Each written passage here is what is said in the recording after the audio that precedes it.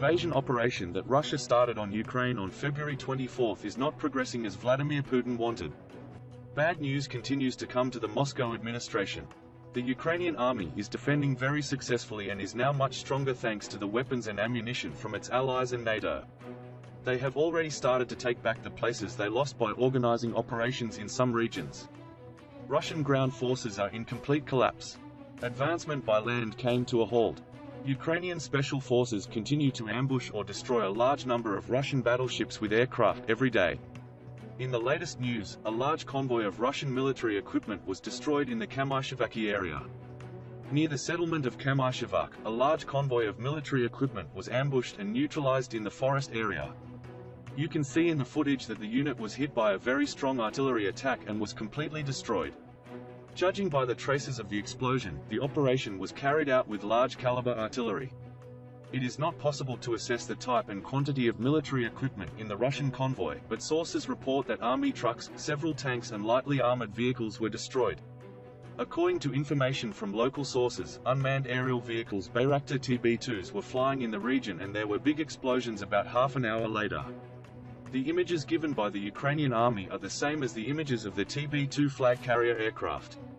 This strengthens these claims. Previously, a Russian convoy was hit by TB2s near Kharkov, and after the convoy's progress was prevented, intense artillery fire was made by the US M777 howitzers, and the convoy was completely destroyed.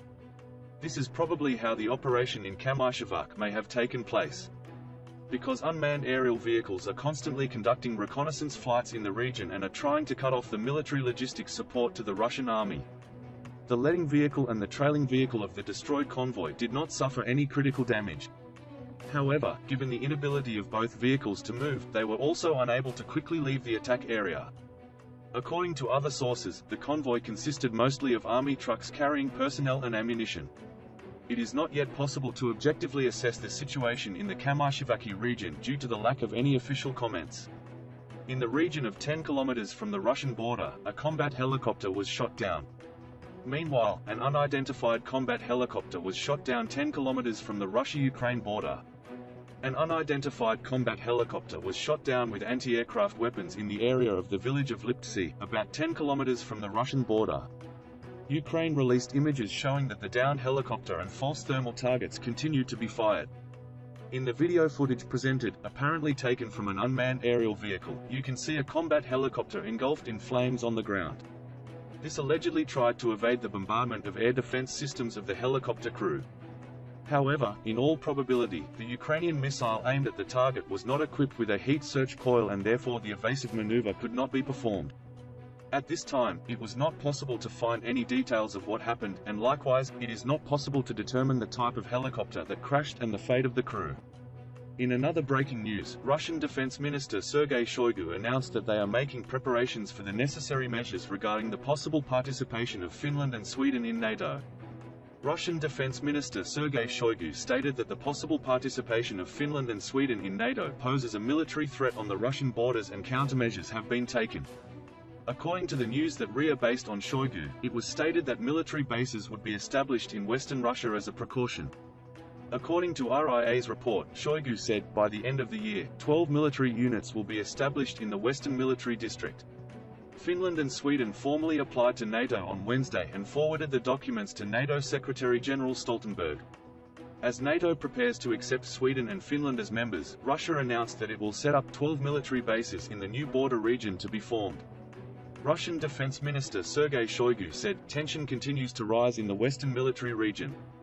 Adequate precautions should be taken. By the end of the year, 12 military units will be formed in the Western military zone, he said.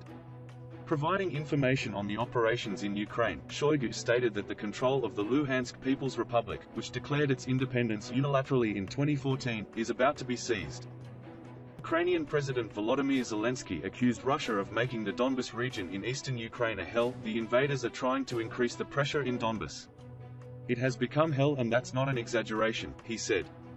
Zelensky said that Russian forces flattened Donbas and said there are constant attacks on cities in the Odessa region, in the center of Ukraine. Donbas was completely destroyed, he said. Pointing to the lawsuit filed against a Russian soldier in Ukraine for committing war crimes, Zelensky said, "The first trial against the war criminal has already begun and will end with the full restoration of justice in the International Court. I'm sure of that. We will find and bring to justice anyone who ordered and executed a crime," he said.